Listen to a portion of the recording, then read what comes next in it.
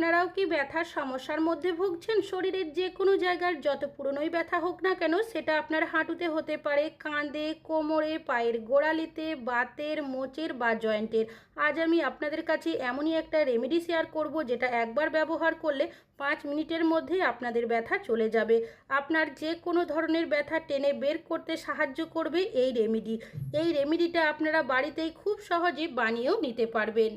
তো সবার প্রথম নিয়ে নিতে হবে এখানে আদা। আদার যত পুরনোই ব্যথা হোক না কেন, সেটাকে টেনে বের করতে খুব সহজেই সাহায্য করবে। তবে ব্যবহার করার সঠিক পদ্ধতিটা জানতে হবে। আপনি যদি পেন কিলার খেয়ে বা ব্যথা দূর করার ক্রিম, ওষুধ, স্প্রে ব্যবহার করে বিরক্ত হয়ে গেছেন, কোনো কিছুতেই কিচ্ছু হচ্ছে না, আপনার যদি জয়েন্টের জায়গাতে গ্রিস শেষ হয়ে গেছে, হাঁটাচলা করার সময় কটকট আওয়াজ আসছে, তাহলে আপনাকে আজকে এই রেমেডিটা সব সমস্যার সমাধান করবে। সবার প্রথম এখানে আমি আদা নিয়েছিলাম। আদাটাকে গ্রেটারের সাহায্যে গ্রেট করে নিয়েছি। 1 চামচ পরিমাণের আদা এখানে প্রয়োজন। এখানে আমি আলু আমরা প্রত্যেকেই রান্নাতে ব্যবহার করে থাকি, খাওয়ার জন্য ব্যবহার করি। তাছাড়াও অনেকেই রূপচর্চার ক্ষেত্রেও আলুর রসের ব্যবহার করি। ঠিক তেমনই ব্যথা দূর করার ক্ষেত্রেও খুবই কার্যকরী এই আলু। তবে আলুর সাথে সাথে আলুর যে খোসাগুলো রয়েছে সেগুলোও কিন্তু এখানে ব্যবহার করব। তো একটা পাত্রের মধ্যে আলুর খোসাগুলো প্রথমে তুলে রাখছি। এবার যে আলুর খোসাটা ছাড়িয়ে রেখেছি সেটাকে কি করব, একটা গ্রেটারের সাহায্যে গ্রেট করে নেব। এখানে আমি গ্রেটারের ব্যবহার করেছি, চাইলে আপনারা এখানে কিন্তু থেতো করেও ব্যবহার করতে পারেন। তবে আদার রসটা যাতে বেরিয়ে আসে, এখানে 1.5 চামচের মতো আলু আমি ব্যবহার করছি। পাত্রটাকে সাইডে সরিয়ে রাখছি। কিভাবে ব্যবহার করবেন সেটা পরে দেখাচ্ছি। অন্যদিকে একটা পাত্র নিয়েছি। এমন পাত্র নেবেন যেটা খাবার কাজে ব্যবহার করেন না। তো এর মধ্যে আমি দিয়ে দিচ্ছি 1 চামচ পরিমাণের সর্ষের তেল। সর্ষের তেল আমাদের হাড়কে মজবুত করে, তাছাড়াও গ্রিস বানাতেও সাহায্য করে। আর এখানে নিয়েছি একটা তেজপাতা। তেজপাতার মধ্যে এমন বেশ কিছু প্রপার্টিস থাকে যেটা আমাদের ব্যথা দূর করার সাথে সাথে যদি জয়েন্টের জায়গায় গ্রিস শেষ হয়ে যায়, সেই গ্রিস ফেরাতেও সাহায্য করে এই তেজপাতা। আর নিয়েছি এখানে আমি কালো জিরে। তো সামান্য পরিমাণের কালো জিরে দিয়ে দেব। কালো জিরে বিশেষ করে ব্যথা দূর করার সাথে সাথে বাতের ব্যথা যাদের থাকে, সেই বাতের ব্যথা খুব সহজেই সারিয়ে তুলতে কাজে লাগে। পর সব উপকরণগুলো খুব ভালোভাবে মিশিয়ে নিয়েছি। এবার নিতে হবে এখানে লেবুর খোসা। লেবুর রসের ব্যবহার আমরা প্রত্যেকেই বিভিন্নভাবে ব্যবহার করে থাকি, তবে ব্যথা দূর করার জন্য আপনারা কিন্তু লেবুর খোসার ব্যবহার অবশ্যই করবেন। অনেক সময় দেখবেন অনেকেরই জয়েন্টের জায়গার মধ্যে কন শিরশির করে, গ্রিস শেষ হয়ে যায়, হাঁটাচলা করতে সমস্যা হয়, তাছাড়াও প্রচণ্ড পরিমাণের ব্যথা করে।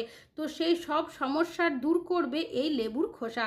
কাঁচির সাহায্যে যতটা সম্ভব ছোট টুকরো করে নেবেন, তারপর নাড়াচাড়া করে একটু মিশিয়ে নেবেন। অনেকেই আছি যারা ব্যথার সমস্যার মধ্যে ভুগে থাকি। প্রচণ্ড ব্যথা করলে অনেকে আমরা পেন কিলার খেয়ে নিই বা বিভিন্ন ধরনের ব্যথার ক্রিম বা ওষুধ ব্যবহার করি। তবে যখন ব্যবহার করা হয় তখন ব্যথাটা কম হলেও আবারও পরবর্তী সময় ব্যথা করতে শুরু করে। তবে আপনারা যদি আমার ব্যবহার করার পদ্ধতিতে একবার আপনারা ব্যবহার করেন ব্যথার জায়গার মধ্যে, তাহলে দেখবেন আপনাদের ব্যথা কিন্তু 100% চলে যাবে। খুব ভালো। আপনাদের কোনো রকমের পেন কিলার, ব্যথা দূর করার ওষুধ, ক্রিম কোনো কিছুই ব্যবহার করতেই হবে না। তো আমি পাত্রটাকে গ্যাসের মধ্যে বসিয়ে দিয়েছি। গ্যাসের ফ্লেমটাকে মিডিয়ামে রেখে এটাকে নাড়াচাড়া করে খুব ভালোভাবে ফুটিয়ে নিতে হবে। যখন এখান থেকে একটা সুন্দর গন্ধ বেরোতে শুরু করবে আর ধোয়ার মতো তৈরি হবে, সেই সময় আপনারা কি করবেন, যে আদা আর আলুটা গ্রেট করে রেখেছিলেন সেটা দিয়ে দেবেন।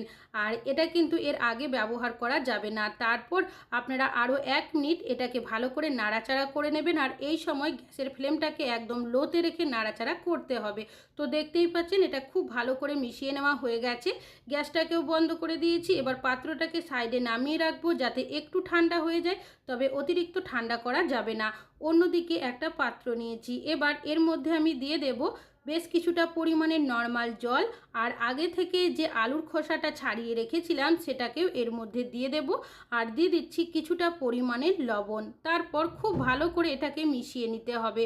তো খুব ভালো করে মিশিয়ে নেওয়া হয়ে গেছে। এবার পাত্রটাকে গ্যাসের মধ্যে বসিয়ে দেব। গ্যাসের ফ্লেমটাকে মিডিয়ামে রেখে এটাকে খুব ভালো করে ফুটিয়ে নিতে হবে।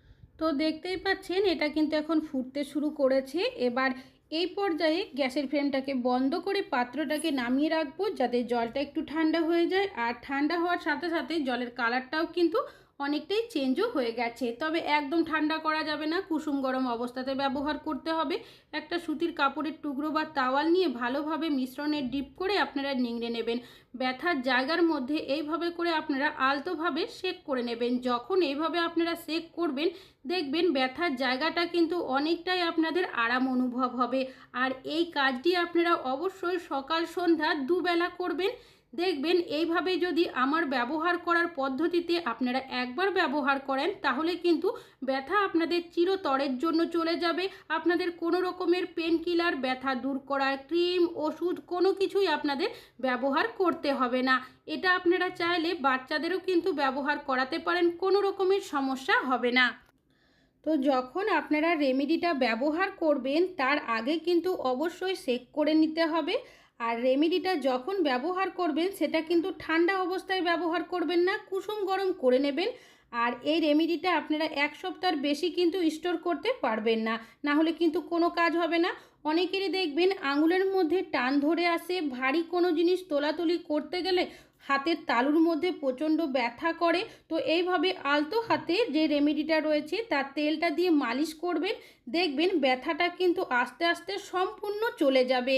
আর এই পদ্ধতিতে কিন্তু আপনাদের স্টেপ বাই স্টেপ পুরো রেমেডিটাই আপনাদের ব্যবহার করতে হবে। তাছাড়াও অনেকেই আছে বেশিক্ষণ দাঁড়িয়ে থাকতে পারেন না, হাঁটাচলা করলে হাঁটুর মধ্যে একটা কনকন ভাব থাকে।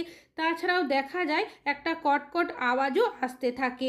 এমনকি পায়ের গোড়ালির মধ্যেও দেখা যায় প্রচণ্ড ব্যথা করে। তো আপনারা আলতো হাতে এইভাবে মালিশ করবেন মিশ্রণের তেলটা দিয়ে। তবে যাদের তুলনামূলকভাবে ব্যথাটা কম থাকবে, তারা এইভাবে করে কাজটি করবেন। আর অবশ্যই সপ্তাহে 2 দিন করবেন।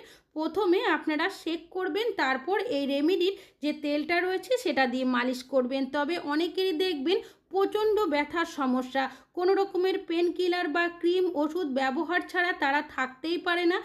তো আপনারা কি করবেন, সেক্ষেত্রে প্রথমে মিশ্রণের তেলটা দিয়ে মালিশ করে নেওয়ার পর যে মিশ্রণটা রয়েছে ব্যথার জায়গার মধ্যে এইভাবে লাগিয়ে দেবেন। আর যাদের অতিরিক্ত ব্যথা থাকবে, তারা এইভাবে মিশ্রণটা অবশ্যই 3 দিন ব্যবহার করবেন, যাতে মিশ্রণটা ঝরে পড়ে না যায়। একটা কাপড়ের সাহায্যে এইভাবে জায়গাটা ভালো করে বেঁধে রাখবেন।